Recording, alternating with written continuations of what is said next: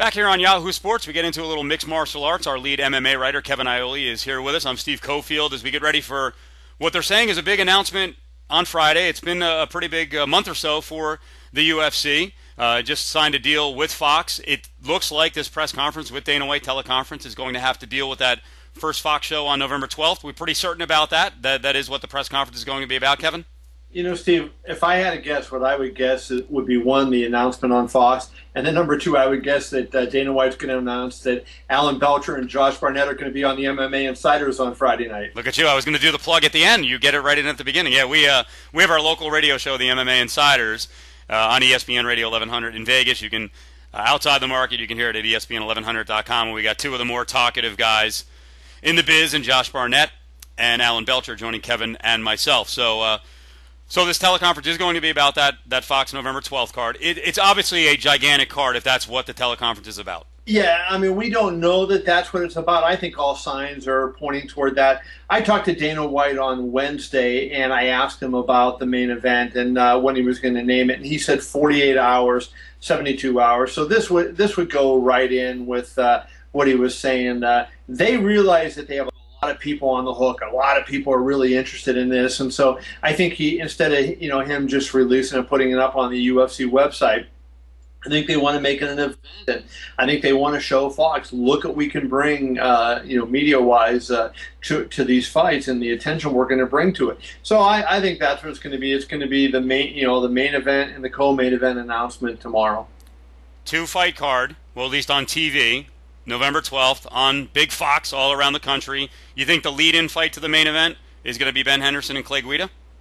That makes the most sense. I think it would be a fun, entertaining fight. Both of them are coming off big wins. Both of them are exciting fighters. Both are top contenders at lightweight. So I think that pretty much everybody agrees, and I think that is probably the most likely scenario, that we will see Ben Henderson go up against Clay Guida, with the winner getting a lightweight title shot against the winner of the UFC, 136 fight between champion Frankie Edgar and Gray Maynard. Now from there, who knows? There's been a lot of names mentioned. One of the first names out of the gate, which got knocked down pretty quickly, was Anderson Silva in some sort of fight. Lorenzo Fertitta had said, yeah, we'd have some interest in having him on the card if he wins quickly. Well, he did in dominant fashion.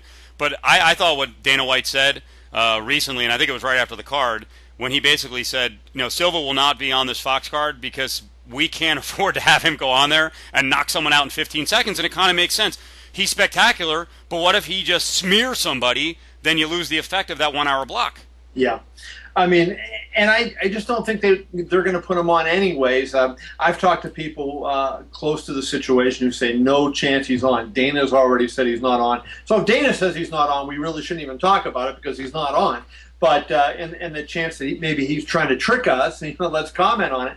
And I guess the thing that I would say is, who would you put him in against where they are at right now? Because the most logical opponents all have fights. Yeah. So Chael Sonnen is fighting Brian Stann in October. Obviously, nobody's going to be back from that. The winner of that fight wouldn't be ready in time to fight him. There's nobody there that is ready to fight, that would be ready to fight. The only one that you could really make a case for that would be available and ready would be Vitor Belfort. But let's be honest, Steve. I mean, Vitor Belfort, got kicked in the face by Anderson Silva earlier this year. He's only won one fight, and Dana's been adamant, hey, he needs to win more, which I agree with. So I think that, just even forgetting, maybe if some people are speculating, well, Dana's trying to misdirect you guys and lead you off the obvious answer. Even if that's the case, I don't think there's an obvious opponent for Anderson Silva, and I think they want a big, evenly contested match. So that's why I don't think in this case Anderson will be on the card. I think hardcores, people who follow all levels of MMA would be excited to see Dan Henderson return. That could be one of a couple of guys from Strikeforce outside UFC who could come in. Can they close something? Is there a matchup there? Are you hearing anything? I have heard nothing, and I've really made a lot of phone calls, really talked to a lot of people, and they've got this one locked down. The one thing, I believed all along, and I still believe, even though I'm about to say it's not going to happen, that the fight that they wanted to make was Brock Lesnar against Frank Mir, the rubber match between those two gentlemen. That's the fight they wanted to make. But in talking to Dana White the other day, he referenced that Brock would not be ready health-wise, that he is better, that he's getting ready to get back into training and whatnot, but he wouldn't be ready health-wise to go on November 12th. So if we eliminate Brock Lesnar, I think that probably eliminates, the heavyweight division, I would think. So I just don't see Alistair Overeem being a big enough name among the casual fan. Of course, there's going to be some hardcore fans who are going to scream and say, what kind of an idiot is that saying that?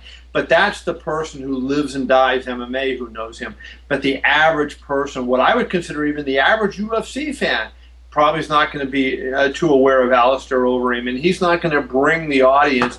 They need to build him up a little bit. So I would tend to doubt that would be him on there. So, Dan Henderson might be a good guess, but boy, this is a tough one. No heavyweights. No Frank Mir. There's no other matchup that's possible? Well, let's talk about it. Frank Mir would be great because, number one, he's one of the best fighters in the world. Number two, he's one of the best talkers in the world.